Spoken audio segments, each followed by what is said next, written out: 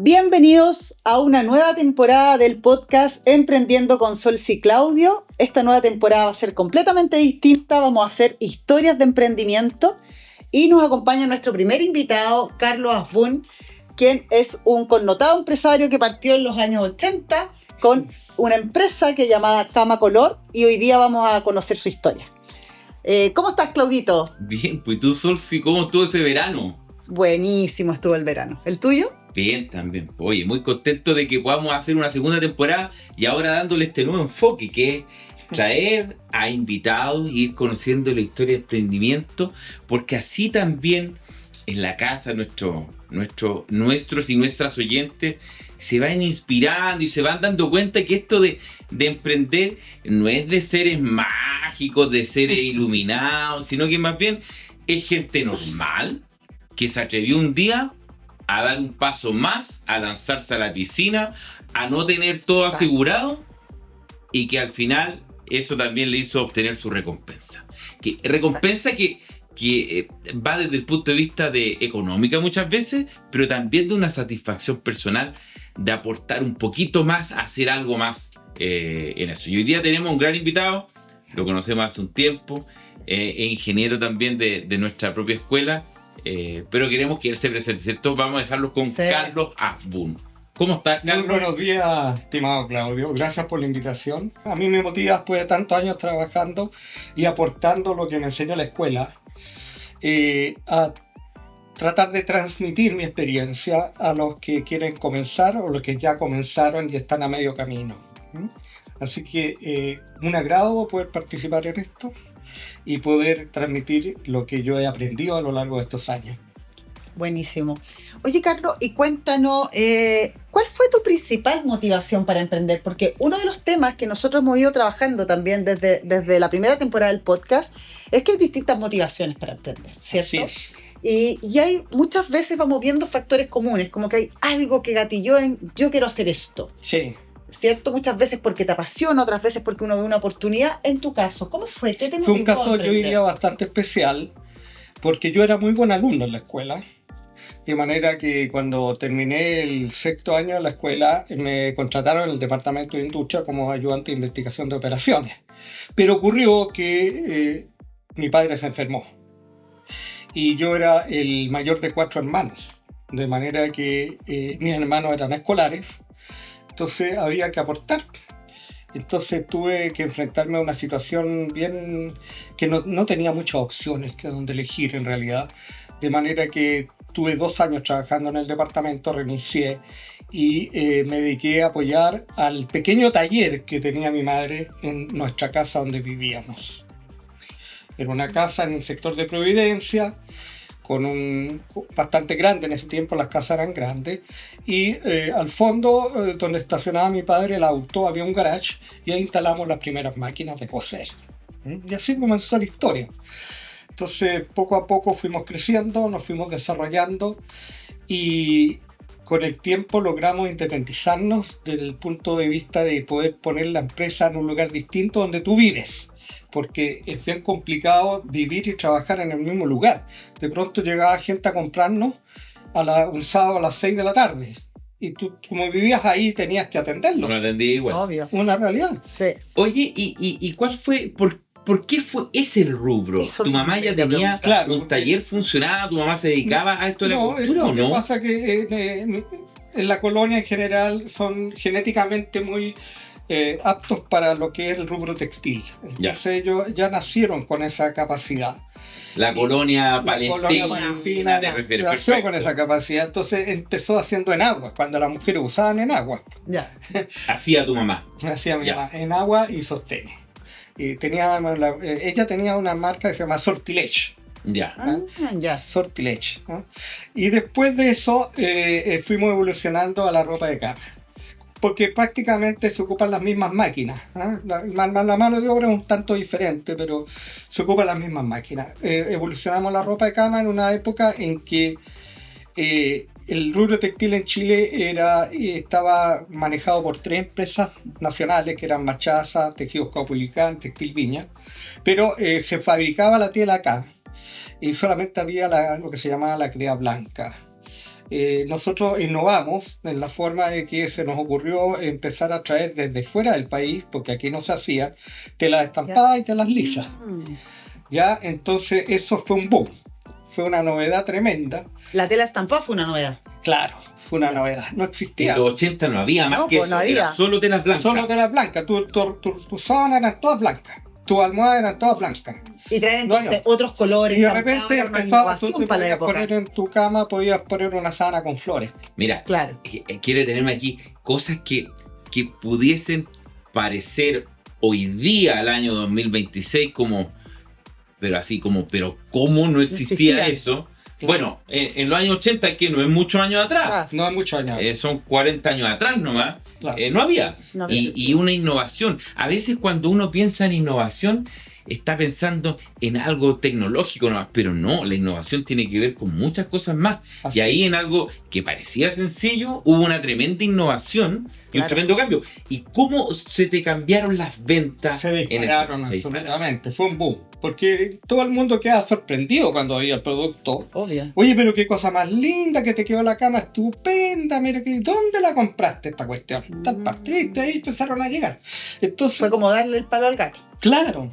¿Ah? ¿Y tenían local o seguían todavía en la casa? Todavía estamos en la casa, entonces cuando empezó a llegar la gente, acondicionamos, salimos del garage, pusimos al lado una habitación con un local de venta, ¿Ya? a la calle, A la calle. venta directa a la ahí calle. instalamos un local de venta a la calle. Y después, posteriormente, cuando nos empezó a ir muy bien, logramos comprar una casa en el sector de Manuel Montt con Providencia, donde llevamos todo el taller completo, de tal forma que pudimos vivir en un lugar y trabajar en otro, porque ya nosotros ya estaba cansado de recibir gente a las 5 de la tarde un día domingo. Claro, Claro. por supuesto. Bueno, pero a veces hay que hacerlo, ¿no? es que hay que hacerlo. Al principio. Sí, es que ahí hay otro secreto. Tú no puedes partir con una tremenda instalación con gastos asociados Sí. desorbitados que no acompañan al Exacto. volumen de la venta. Tú tienes que ser realista. O sea, tienes que partir a donde que la caja te dé, que haya un ingreso equivalente a los gastos y más. Porque los gastos empiezan a subir inmediatamente. Tú ya tienes que empezar a contratar más personal. Ay. Tienes que contratar un contador. Claro.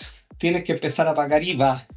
Tienes que empezar a pagar imposiciones del personal. O sea, se te viene una serie de gastos adicionales que forman parte de la evolución y el crecimiento de la empresa. Sí, ahí diste en un punto súper clave y que nosotros también conversamos harto en la primera temporada, acerca de la importancia de disminuir al máximo los costos fijos, Al inicio. al inicio sobre todo, y que el negocio vaya creciendo de acuerdo al crecimiento de la venta. Exacto. Que va a tener un Esa es crecimiento una clave. orgánico. Es una clave para todas las emprendedoras y emprendedores. Exactamente. O sea, tú no puedes pretender partir con una planilla de gastos superior a los ingresos por las ventas. Eso no te va a funcionar. Eso mata cualquier negocio. Porque ¿qué es lo que pasa normalmente? Cuando te ocurre eso, tú acudes al banco a pedir un crédito y al final terminas trabajando para los bancos.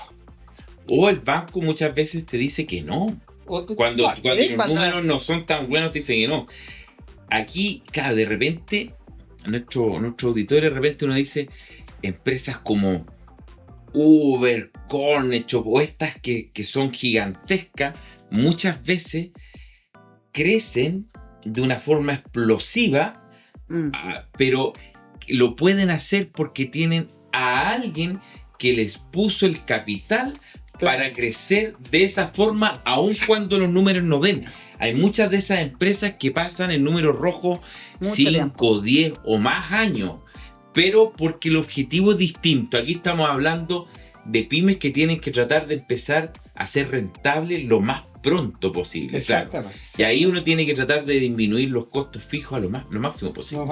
Lo más posible. Pero siempre teniendo presente que a medida que tú vas creciendo tienes que ir adaptándote a una normativa contable, a una normativa legal, a contratar profesionales como un buen contador que te lleve una contabilidad correcta y que te esté informando periódicamente qué está pasando con los números. Claro.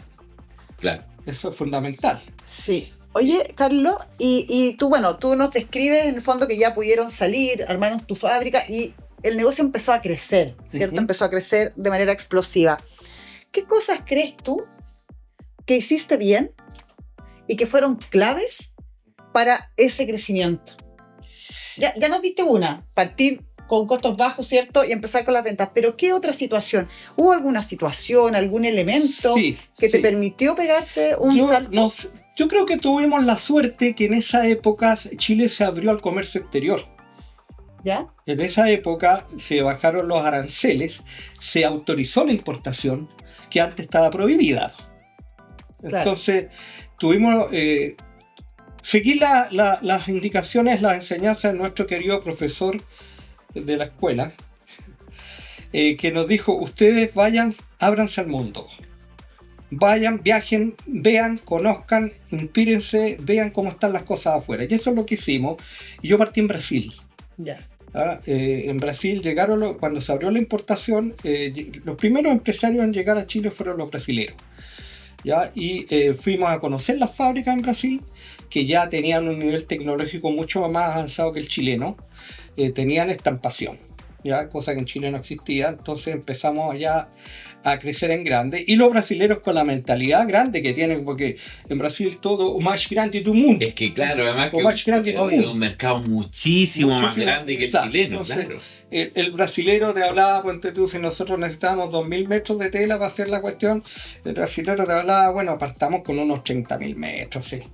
Y ahí tú tienes que empezar a ver si te da para absorber ese desafío de empezar a trabajar en grandes cantidades. Y lo logramos. Y ahí te quiero señalar, muchachos, también que tuvimos el apoyo de los bancos. Eso en ese sentido tuvimos el apoyo de los bancos, porque para esos volúmenes tú necesitas que te den crédito, porque necesitas tiempo para recibir el producto, internarlo al país, manufacturarlo, venderlo, dar crédito en la venta, porque sí, lo que nos compraban mayormente eran los comerciantes establecidos de provincia y te pagaban a 60 días, 90 días. Entonces, todo ese proceso te tomaba más o menos 6 meses, desde que tú comprabas, lo traías hasta que recibías. Dar la vuelta, digamos. 6 meses desde que tú te llegaba la mercadería hasta que tú podías pagarle al banco. Entonces el banco, conseguimos con los brasileños que nos dieran 180 días de crédito, pero con cartas de crédito. Es un concepto que muchos, no sé si los empresarios actuales que están empezando manejan ese concepto, que es súper importante que ellos aprendan a conocer lo que es una carta de crédito y contar con el apoyo bancario en ese aspecto. En el fondo, en resumidas cuentas, una carta de crédito es un aval que el banco te da, en el sentido que le está asegurando al exportador extranjero que si tú no puedes pagar, el banco va a pagarle. Así funciona. Entonces empezamos a traer en camiones. Traíamos camiones de Brasil. Después aparecieron, como yo manejé el inglés, aprendí a perfeccionar mi inglés también, empecé a ir a ferias, a viajar. Llegaron los pakistanos. Y los pakistanos, muy agresivos, tienen una tecnología incluso más avanzada que los brasileros. Claro, entraron a competir con los brasileños y los sacaron del mercado, pero nosotros ganamos. Llegaron con un precio más bajo y con... ¿Y la calidad cómo andaba? ¿Más o menos similar? Más o menos igual. Sí, aunque sí en Oriente hay muchas calidades distintas. Los brasileños tienen una cantidad de calidad más reducida, pero la calidad del algodón también es bueno de ellos. Pero quedaron fuera por costos. La mano de obra en Oriente es mucho más barata. Entonces...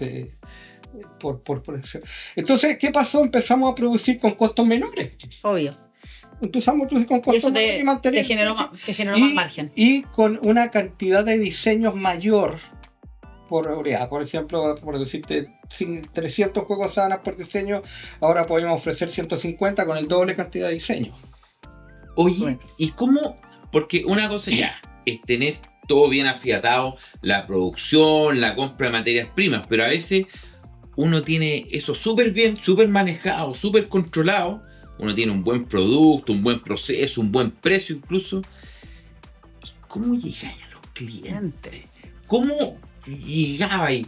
¿Te llegaban a buscar por el boca a boca o tú diseñaste una estrategia que te permitía ir a buscar esos clientes? Porque ahí es donde uno siempre topa. Te voy a explicar. Después que estábamos en Providencia con Manuel Montt, un abuelo nuestro, que ya estaba viejito, que tiene una tienda muy clásica en el Santiago Centro, en San Ignacio, la primera cuadra, dijo: ya estoy cansado, quiero vender el local. Y era un tremendo local, 900 metros cuadrados aquí en la primera cuadra de San Ignacio. Y en esa época no habían tantas multitiendas. No, pues, no existían, pues. Entonces compramos ese local y nos cambiamos a San Ignacio, la primera cuadra, donde era un sector textil en ese tiempo. Ya. ¿Ya? Y ahí volvimos a instalar de nuevo por tercera vez las máquinas. Y ahí teníamos un tremendo salón de ventas, teníamos bodegas. El único problema es que no tenía dónde estacionar la gente, entonces tenía que llegar en metro. Y teníamos un local de ventas muy amplio, de tal forma que la gente se empezó a dar el boca a boca, digamos. Y empezaron a aparecer lo que se llaman los vendedores viajeros. Perfecto. ¿Ya? El vendedor viajero. Oye, mira, apareció esta marca Cama Color, y le gustó a la gente. Ya voy a ir a hablar con don Carlos para ver si me da la representación en Concepción. Perfecto, sí. Entonces empezó Clásico, como a representar. los clásicos. Tú Anterior a la franquicia. Sí, recibe claro. una cartita del señor Juan Pérez que te dice: permítame trabajar con usted, yo trabajo con camisas Arrow, que es complementario a lo que usted hace. Claro. Entonces, ya véngase para acá, vamos a trabajar. Le pasábamos las muestras, partía, y así empezó a ampliarse y terminamos con vendedores de Arica Montarenas. Ya. Y después vino la otra etapa. Disculpa, aquí Sí. y ahí. Porque tú también vendías en el local, vendías al detalle, me imagino también al consumidor final. Sí. Y en porcentaje, ¿cuánto era? No sé, un 80% mayorista a tienda, un 20% al detalle, más o menos cómo se En ese tiempo que comportaba. había muchos locales de venta al detalle dispersos a lo largo de Chile, el 70% era venta por mayor. Ya, Ya. tú venderle a otros locales. A los otros los Y despachamos. 30% directo. 30% al detalle. Y ¿qué te puedo decir respecto de eso también? De que eso nos permitió después comprar otra propiedad más que estaba detrás de San Ignacio, la propiedad 18. Entonces empezamos en San Ignacio y terminamos en calle 18, primera cuadra completa. Eran como 2.500 metros cuadrados de terreno. En 4.000 pleno metros- Santiago pleno Centro. Santiago Centro, Centro, 4.000 no, metros buenísimo. cuadrados construidos. ¿Ya? Y seguimos creciendo. ¿Y de qué año ya estamos hablando? más Estamos o menos? hablando de la década del 90. 90 ya. Ya. Y el 90 y tanto. Claro que ahí tuvimos un pequeño tropiezo, pero que también es un tema para conversar más adelante. Se nos ocurrió ampliarnos y empezamos a hacer cubrecamas y plumones. Ya. Para lo cual trajimos una máquina plumonera, que se llama, que es una máquina que acolcha y con napa, y que te permite hacer un plumón grande que cubre toda la cama, y en los tiempos que el plumón empezó a desplazar a la frazada, porque era más fácil hacer la cama. Claro. Claro. Abrigador y es liviano. Y más liviano. Empezamos con las mismas telas, hacíamos las sábanas, las cubrecamas, los plumones, los cobertores y las almohadas, Ya. toda la rama completa. Entonces apareció Chile Compra. ¿Ya? Ahí Esos ya años. estamos hablando como en el fin del 90. Sí, casi 2006. 2000 y tanto. Ya ahí tenéis que tener ya bien montada tu estructura, con una contabilidad acorde, te piden las escrituras completas, desde Todo. el inicio de la empresa, todo, los últimos IVA, las declaraciones de renta, la firma del representante legal y las famosas boletas de garantía de que la oferta es seria. Claro. Esa cuestión. Entonces ahí ya está en una etapa en la cual ya eres una empresa ya reconocida, con un RUT que ya tiene 30 y tantos años tributando todos los meses, con IVA pagando todos los meses, pagando el PPM, pagando impuestos de renta, entonces está ahí en pegue. Bueno, ¿qué pasó? Que tuvimos la mala suerte que la máquina que hacía la napa un día se quemó y se nos quemó la fábrica. Oh. Y se quemó completa la fábrica. Se quemó, yo diría, un 60% la fábrica. ¿Y eso fue de día, de noche? ¿Cómo fue? A las 7 de la tarde yo estaba en la oficina trabajando y llega mi secretaria y me dice: don Carlos, hay olor a humo. Olor a humo, y me bajo y me meto y empiezo a revisar, y ya cuando llego a la máquina ya está. Y llegó bombero, salimos en la tele, porque esa cuestión fue un incendio grandote en toda la Claro, esquina. imagino, en pleno Santiago Centro. En pleno Santiago Centro, y era lo que se llama zona típica, que los inmuebles Los muebles son de controlados por la conservación, pues, municipalidad. claro. Oye, Carlos, ¿y qué significó para usted en la empresa este golpe tan grande, y para ti en lo personal como empresario? Eso me significó aprender más cosas, porque los golpes tú aprendes. Uh-huh. Por ejemplo, aprender la importancia que tienen los seguros. Y ahí hay que entrar en una etapa en el crecimiento de la empresa que en algún momento tú vas a tener que meterte a asegurar tus bienes. ¿No los tenía asegurados Sí. 3 minutos? ¿Sí? Los tenía. Ah, qué bueno. Pero ahí aprendí otra cosa, Sole. Lo que se llama el concepto de infraseguro o seguro total. O tú tienes asegurado el 100% o tienes asegurado una cierta cantidad, porque los aseguradores te dicen, ¿y qué monto va a tomar la póliza? Tanta UF. Ya, pero tú tienes que saber si tu inventario calza con esa UF. Entonces, en los tiempos que yo tenía en ese tiempo ahí, hubo un infraseguro que fue del orden del 40%. Entonces nos indemnizaron en un 60% las pérdidas. Ya. Y ahí aprendí cualquier cantidad como el tema de los seguros. Pero eso es un tema a analizar posteriormente. Mm. Pero como te digo, hay que, a determinado nivel de crecimiento, hay que tener unos seguros de este tipo. Bueno, después que reconstruimos con el pago del seguro, reconstruimos toda la empresa, la volví a readaptar. Por ahí por el año 2014. Cumplí 65 años, ya estaba medio cansado, me di cuenta que mis hijos no iban por ese lado. Y me fui a hablar con la gente del DUOC, que está en Alonso Valle con San Ignacio. Ujú. Y me hice amigo el rector del DUOC y le terminé vendiendo esa propiedad al DUOC. Claro, Ya. ahí está, tienen una Claro. tremenda sede ahí en Alonso Valle cuando uno va con San Ignacio, un Sí, 18. Ahí trabajaba ya. Ahí está. Ahí, pues. Entonces, le vendí esa tienda y con esa venta pagué todas las deudas a la fábrica y me cambié a la empresa de mis sueños. La empresa de mis sueños era un edificio grande, con 3 pisos, entrada de camiones para meter los contenedores, Ya. un showroom a la calle, estacionamiento para los clientes, al fondo las máquinas, las bodegas, productos terminados, arriba los productos en proceso, más arriba las etiquetas, los elementos adicionales de producción, o sea, y un casino para el personal. Imagínate un casino para el personal. Oye, Ya, era una maravilla esa. en el momento Sí. que más grande, más movimiento, ¿cuánta gente llegó a trabajar en tu 50. empresa? 50 damas. es bastante. Sí. 50 nada más, sí, jefa taller, la contadora, el contador, el subcontador. Y yo hacía más que nada, estaba muy metido en el tema de la producción, de la importación de los insumos y de atender los vendedores. Y una fuerza de venta importante. Y la fuerza de ¿Y venta. cuántos de esos 50, cuántos vendedores o los vendedores eran aparte, eran adicionales? Eran a honorarios, A honorario, a ya. comisión. A comisión. comisión. Porque ahí, ojo, Sí. volvemos al tema de control de costos. Lo que pasa es que tú no puedes tener, es muy difícil tener vendedores contratados, porque tienes que pagarle un sueldo base, pagarle los gastos de viaje, de ida, de vuelta, de alojamiento, toda la cuestión. Entonces le decía, yo no te puedo pagar esto porque no sabemos cuánto vas a vender. Entonces yo te ofrezco una buena comisión. Si te pagan en otras partes un 4% de comisión, yo te pago el 10%, pero no me pidas gastos fijos. Eso es una receta para los muchachos que necesiten emprender con vendedores. Claro, bueno, hay Sí. muchos vendedores que funcionan así porque tampoco tú les pides exclusividad, Es que no sino le pido que ellos Tú trabajan estás- para claro. 3 o 4 Tú vendes empresas. camisa, venden mis productos también. Claro, de productos relacionados, pero que no se vayan Claro. pisando Así entre es, ellos, así justamente. es. ¿Y qué pasa? El vendedor en el fondo es un embajador de tu empresa en provincia.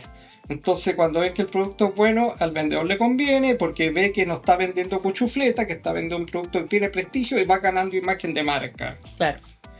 Bueno, ¿qué más te puedo Oye, contar? Carlos, y bueno, ya lograste tener la empresa de tus sueños, como la visualizabas, ¿cierto? Estos Sí. 3 pisos.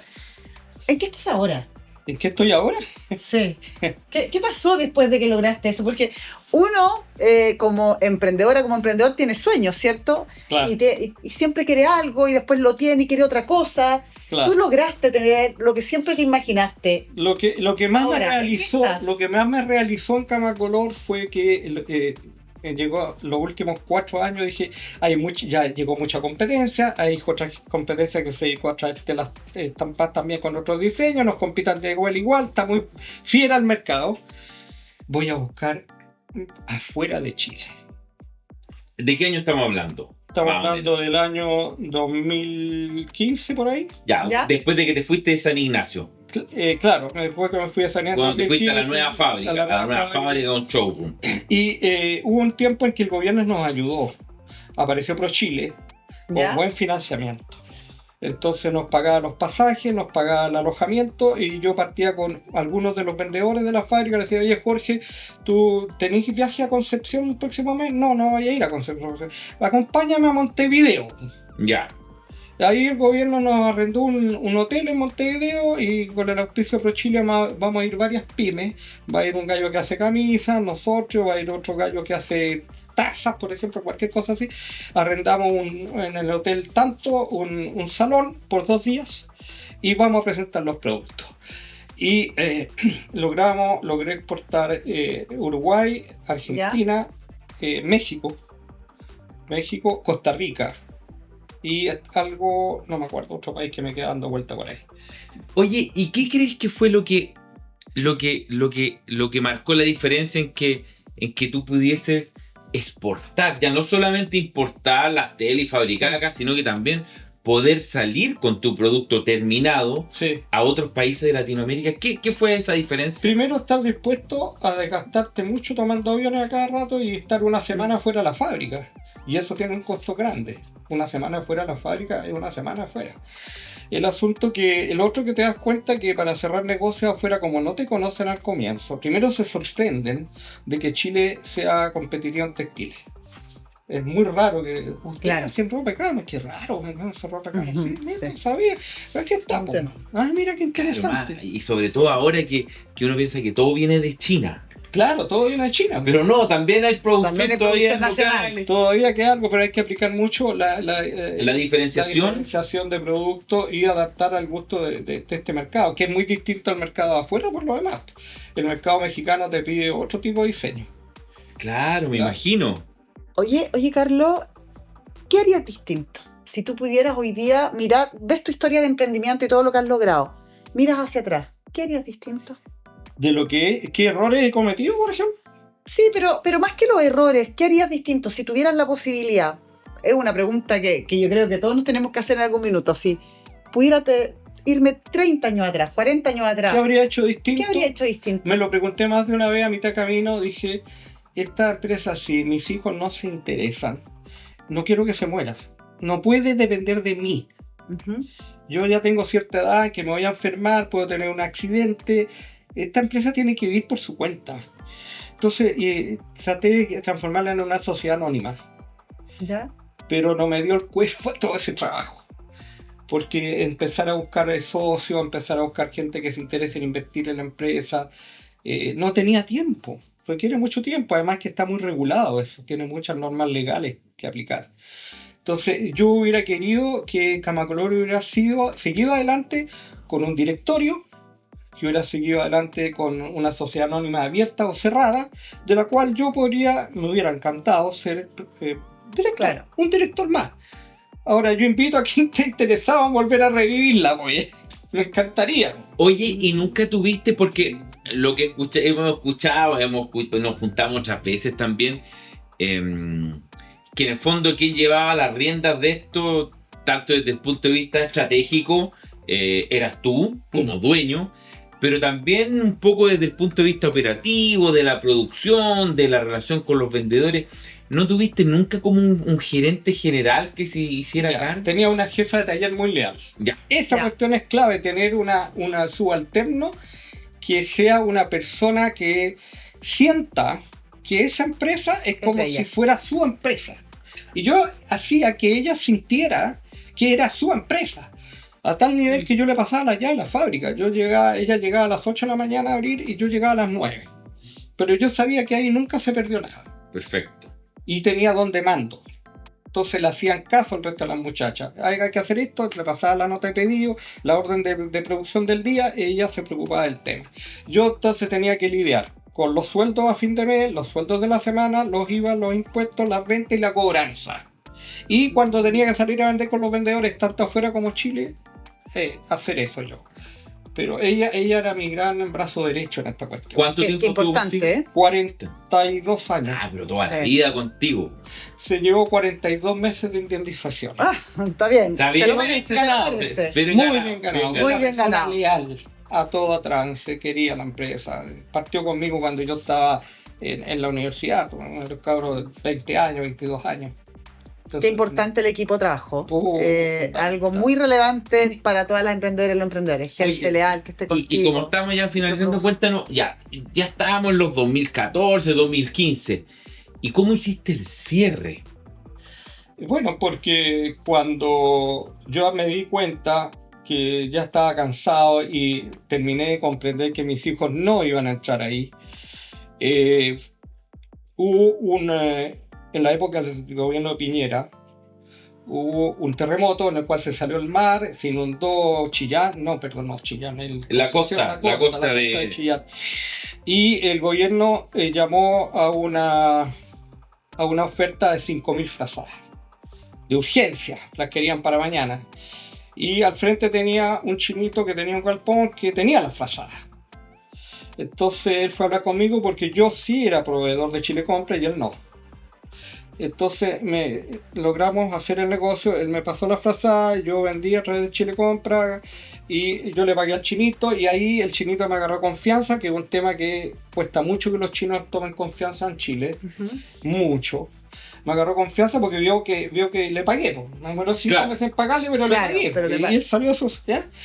Y ahí fui a hablar con él y le dije que tenía intenciones, estaba pensando en vender la fábrica. Y ahí llegaron como a las 2 semanas, 3 semanas, llegaba una delegación de chinos que no hablaba castellano, no hablaban inglés, pero el chinito hablaba algo de castellano ya, tenía algunos años en Chile. Y el chinito muy agresivo, yo creo con dinero del gobierno de allá. Agresivo financieramente. Financieramente. No, Dejémoslo claro. Claro, no es que te puso una pistola en la cabeza, no. No hubo, como te dijera, el tira y afloja en precio. No. Ya. Lo que hubo es otra forma de... Esto tengo en la mesa, ¿lo acepta o no lo acepta? No, y espérate, y remata con la siguiente frase. Señor Lafun, si usted no vende él, yo comprar cerca y competirle a usted. Ese es el tiro de gracia. Está bien. ¿A eso te refieres con agresivo? Eso me refiero. Claro, y tú también ya querías dedicarte a disfrutar en el fondo. Y porque se venían de nietos también. Sí. Bueno, Entonces, llega una etapa en la vida que uno ya quiere bajar un poquito la intensidad de la y tú sabes con qué te enfrentas, emprendimiento. porque yo ya había estado en China, yo había ido a ferias en China. La feria de Cantones, una feria mundial, la más grande del mundo. Tuve yo como 4 días ya, no alcancé a conocerla completa. Porque enorme, para conocer la feria de Cantón, tú tienes que estar mínimo una semana recorriendo todos los pabellones, mínimo. Y acompañado de un tipo que hable chino. Bueno, ese es otro tema que lo tenemos que ver después. En todo caso, el tipo decía yo tener 50 personas para diseñar. Cada semana sacar 10 diseños diferentes, empieza a mostrarte la tablet y tú tenés 20 diseños nomás. Y el compadre tiene 100. Claro. Entonces ahí está. Tienen otra escala. Tienen otra escala, por supuesto. En China es otra cosa. Tienen otra escala. Además que probablemente la fábrica que él tenía allá o la que trabajaba con él allá no trabajaba solamente en el mercado chileno, sino que mandaba para Colombia. Y te voy a agregar otro dato más. Se llama, la empresa de él, no sé si se llama aún, Happy Home. Ya. Hogar feliz. Claro. ¿Ya? Happy Home. La diferencia está en que si tú quieres importar de China, tú estás comprando en China, tienes que tener una persona de confianza ya, tú le pasas el dinero a él, porque el chino no trabaja a crédito. No. Pasando y pasando. Hay que pagarle al tiro. Sí. Pasando y pasando, ¿no es cierto? Y además tú tenés que esperar, una vez que pasaste el dinero, tenés que esperar 2 meses que te lleguen las cuestiones acá. Y recién empezar a vender y recuperar la plata en unos 4 meses más. En cambio, esos chinos que vienen de allá, subsidiados por el gobierno chino, los fabricantes chinos le pasan la mercadería a crédito. Sí, Claro. y muchas veces esos créditos son, y Exacto. empieza a pagarme en 2 años. Claro. Son largos. Claro, sí. entonces, largo. tú como importador chileno no puedes competir No, contra es el chino difícil. que se viene de allá. Es muy, No, muy difícil. ¿No es es muy cierto? difícil, ¿Me sí, entiendes? es muy difícil, sí. Es muy difícil. De hecho, los márgenes en distintos rubros en los últimos años se han ido disminuido. achicando un montón. De hecho, hoy día, muchas veces, por un tema de también rotar el stock y el inventario de producto, hay productos que uno consigue más barato yendo a las fábricas que están acá, que de importadoras a los Sí. importadores chinos, Sí, que sí. importando el producto directamente por... Y te voy a decir algo que es muy ilustrativo lo que estamos conversando. Mr. Chang llegó, ya me compró la fábrica, se instaló, yo le dije, oye, no me tenéis que dar tiempo para salir de mis cosas, ¿cuánto tiempo necesitan? 2 años y medio a 3 años. Bueno, usted que es el gerente de venta y vende lo mío y lo suyo. Él también hacía plumones. Claro, tú tenías que sacar los productos que te iban quedando. Tuve 2 años y medio, aprendí cómo piensan los chinos, aprendí cómo trabajan los chinos, aprendí cuál es la forma de trabajar de ellos.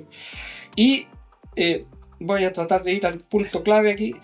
El chino llegó acá y me dijo, cuando ya está instalado, cuando ya trajo los primeros containers, cuando ya trajo su personal chino a Chile, cuando ya tenía un gerente de venta instalado aquí en Chile, dijo, ¿cuántos habitantes hay aquí? Mira, son entre 15 y 6 millones. ¿Cómo? Me dijo. 15 y 16 millones somos los chilenos. Pero ¿cómo? Me dijo, en mi ciudad somos 15 millones. Claro. Sí. Claro, no, que tienen otra escala completamente por supuesto. distinta. Pero, ¿qué quiere decir eso? Que el tipo se metió aquí a invertir en Chile sin recabar saber. información. ¿Y eso por qué lo hacen? Porque es una política del gobierno chino. Decirle, usted vaya a Chile, aquí tiene tantos dólares, compre un bien raíz, instale la empresa y empiece a traer productos chinos porque necesitamos darle trabajo a la población china. Es parte de la Exacto, política. es parte de la política de Estado, sí. Sí. Entonces nosotros le vamos a comprar, le vamos a pasar la plata para que compre la propiedad. La propiedad va a quedar a nombre o hipotecada a nombre del gobierno chino. Oye, Carlos, y ya que hemos analizado un poco la empresa, los detalles de tu crecimiento y ahora que ya la cerraste, ¿qué quieres hacer ahora?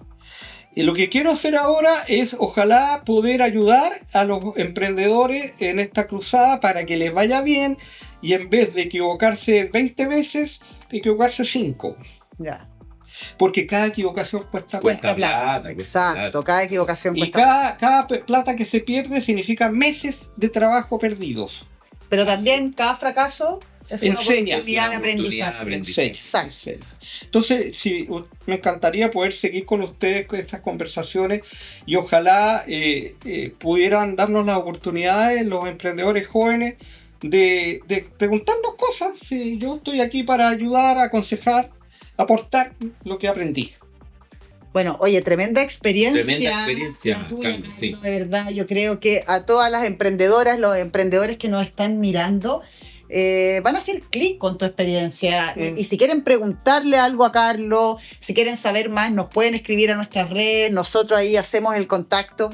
Pero creemos que es una tremenda experiencia la tuya como empresario, además fabricante, que también puso a Chile y lo representó muy bien en otros países. Claro, así que además felicitaciones por eso también. Además que viviste toda esta transición de 40 años, entonces donde las cosas como se hacían en los 80 al 2010 eran completamente distintas. Entonces, oye, vayan a seguirnos, vayan a suscribirse primero al podcast Emprendiendo con Sol y Claudio. Estamos en YouTube, estamos en Spotify también. Vayan a seguirnos a nuestra red de trabajo, por decirlo así, la corporación Construyendo Mis Sueños. ¿Cuál es el Instagram? Es @construyendo mis sueños y también el mío personal, Solsi-emprendedora social. A mí me van a seguir a Importar de China Chile, arroba Importar de China Chile, importardechina.cl y también a mis redes personales, Claudio Hernández, o en Instagram me pueden encontrar. Y cualquier duda que tengan, nos pueden dejar como comentario el capítulo en YouTube, nos pueden mandar como mensaje directo algunas preguntas a la Solsi, a mí, a Construyendo Mi Sueño, por donde quieran. Nos pueden seguir y vayan a suscribirse a los canales, porque eso nos ayuda a tener más alcance y que más emprendedoras y emprendedores puedan ir conociendo estas historias que los puedan ir inspirando. Bueno, y si alguna emprendedora y emprendedor quiere contarnos también su historia de emprendimiento, escríbanos ahí en nuestras redes y postulen para que lo podamos entrevistar también en algún capítulo. Antes de despedirnos, Carlos, ¿algún mensaje que quieras dejar a nuestro oyente? Sí, yo le diría 2 cosas que a medida que vayan creciendo, siempre hay algo nuevo que aprender, siempre hay algo que preguntar. Pregúntenos tanto a Sol como a Claudio como a través de ellos, digamos, porque el tema es largo, es decir, yo podría profundizar mucho en lo que les he comentado, muchos detalles que son importantes. Y traten de tejer redes de profesionales en los cuales uno pueda tocar la puerta del lado y preguntarle, oye, mira, tengo esta duda, tengo este problema, ¿qué te parece? ¿Te parece que esta decisión que estoy tomando está correcta? ¿Tú crees que podríamos verlo por otro lado? Siempre es útil tocar la puerta del lado, y muchas veces uno está tan metido en el día a día, en el problema de la próxima semana o en el problema de la plata, que hay que pagar los sueldos, que se te olvida pedir otra opinión, aconsejarte por otro lado, y se cometen errores que se pueden evitar dedicando algo de tiempo a preguntar a gente como ustedes, que son colegas, que también están emprendiendo, y seguramente deben tener problemas semejantes, parecidos. Independiente del rubro que tengan. Eso sí, el camino de emprender solo es muy árido. Muy árido. Es muy hostil. árido solo, sí. La soledad, el empresario, hay mucho... La soledad del dueño de la empresa es Sí. un tremendo. Es muy tremenda la soledad de De la la empresa, y tú te empiezas a sentir que te falta conversar esa cuestión con alguien y no hayas con quién. Y ahí para eso están ustedes, pues. Eso. Siempre Sí. es bueno ir Siempre. conversando las cosas con alguien más, con una visión externa a ese. En mis tiempos no existía la posibilidad de poder conversar con gente como ustedes. No, pues no había No había. era más difícil, No, sí. no existían ni computadores, pues. Claro, así es. Pero bueno, la relevancia de hacer redes, de preguntar y de asesorarse es fundamental. Así que agradecerte, Carlos, por estar acá, por haber tomado este tiempo tuyo para poder traspasar Para tu mí es un experiencia a las emprendedoras y a los emprendedores. Así que, bueno, dejamos Nos hasta acá este capítulo dejamos hasta acá. y nos vemos en el próximo. Nos vemos en el próximo video. Chao, chao. Chao, Chao. gracias por vernos.